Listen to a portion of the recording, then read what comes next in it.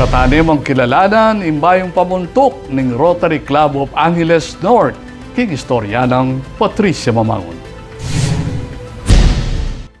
Formal neng sinumpa Lincoln Mendoza Baluyot, publisher at editor ng The Voice News Weekly o TVN bilang bayong presidente ng Rotary Club of Angeles North Incorporated. Penimunan ng Rotary District 3790 Governor Danilo Philip R. Torres ing oath-taking ceremony aganapan king Best Western Plus Metro Clark.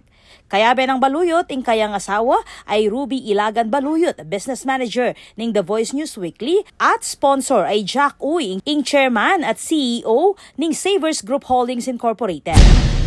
Together, we see a world where people unite and take action to create lasting change across the globe, in our communities, and in ourselves.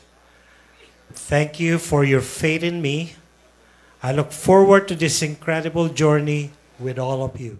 Lalam ning bayong liderato. Asahan niya'y Baluyot ang manatad de kalidad a serbisyo publiko at community engagement mula king amanwang Rotary Club king Tuto King Banwa. Ako po, Patricia Mamangon para king News Force Pampanga. Balitang Tuto King Balen, susuyo.